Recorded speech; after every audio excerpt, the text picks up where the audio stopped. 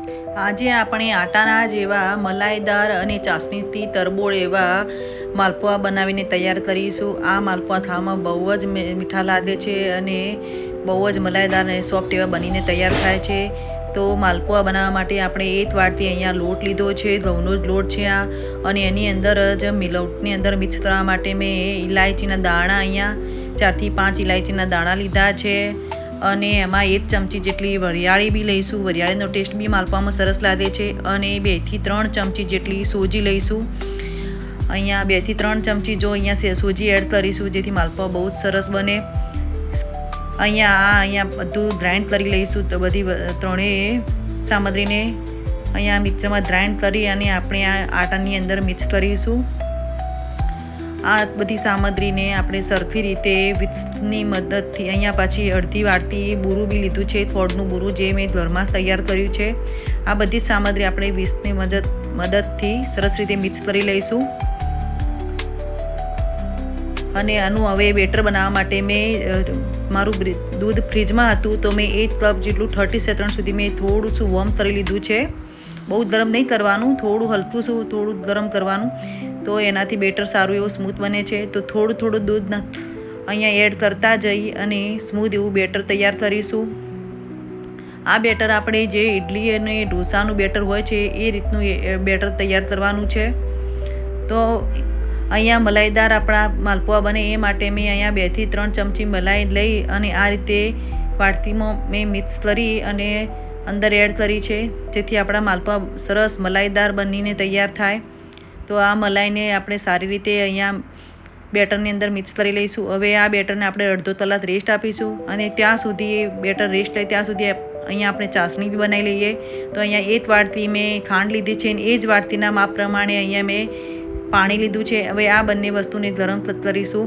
અંદર 1 ચપટી જેટલું મેં કેસર લીધું છે જેથી એનું કલર સરસ આવે। તમારી પાસે કેસર ના હોય તો કલર બી એડ કરી શકો છો। તો અહીંયા આપણે ચાસણીને બહુ ઉતાળવાની નથી, અને ચાસણીને 1 થી 2 તારવાળી બી નથી બનાવવાની। બસ 3 થી 4 મિનિટ જેટલું પાણી ઉતરે અને આપણી 2 આંગળીઓ ચીપચીપી થાય ત્યાં સુધી ચાસણી બનાવવાની છે। તો અહીંયા ચાસણી આપણી બની ગઈ છે। તો અહીંયા મેં એક પેન મૂકી દીધું જેમાં આપણે માલપુઆ ફ્રાય કરીશું। તો અહીંયા મેં ઘી લીધું છે, તમે ઈચ્છો તો તેલ બી લઈ શકો છો। તો અહીંયા બેટરને સરસ રીતે મિક્સ થઈ ગયું છે, આપણું બેટર સરસ એવું સ્મૂથ બની તૈયાર થઈ ગયું છે। તો આ બેટરને આપણે પેનની અંદર પહેલાં જોઈ લઈશું કે તેલ આપણું ગરમ થયું ના થયું। તો અહીંયા સરસ પેલું તેલ ગરમ થઈ ગયું છે। તો અહીંયા માલપુઆ આપણે એક જ ડાયરેક્શનમાં સેન્ટરમાં જ એના બેટરને અંદર એડ કરીશું। એ માલપુઆ પોતાની રીતે જ પોતાનો શેપ લઈ લેશે, અને બેટર જો આપણું સરસ એવું થઈ ગયું હશે તો આપણો માલપુઓ ફૂલીને સરસ તૈયાર થશે। તો અહીંયા જે નીચે કિનારો જો ગોલ્ડન બ્રાઉન જેવી થઈ જાય એટલે આપણે માલપુઓને પલટી અને બીજી તરફ બી સરસ રીતે ફ્રાય કરી લેવાનો। તો આ માલપુઓ કેટલો સરસ ક્રિસ્પી એવો ફ્રાય થયો છે। તો આ રીતે ચીપિયાની મદદથી આપણે એ કરતાં માલપુઆ બધા ઉતારી લઈશું, અને આ રીતે સેન્ટરમાં તેલ આપણે સાઈડમાંથી લઈ અને ઉપર નાખી દેવાનું જેથી કરીને સેન્ટરમાં બી સરસ રીતે ફ્રાય થઈ જાય। અને આપણે આ બેટરને સેન્ટરમાં જ એડ કરવાનું જેથી એ ઇવન રીતે ફેલાઈ જાય। અને આ રીતે એક કરતાં બધા માલપુઆને આપણે ફ્રાય કરી લઈશું। માલપુઆ ખાવામાં બહુ જ મીઠા લાગે છે અને ઝટપટ બનતી વાનગી છે। આ મુશ્કેલથી અડધા કલાકમાં આ રેસીપી બનીને તમારી તૈયાર થઈ જાય અને ખાવામાં બહુ જ ટેસ્ટી લાગે છે। તો આ માલપુઆ અહીંયા આપણા બધા માલપુઆ રેડી થઈ ગયા છે।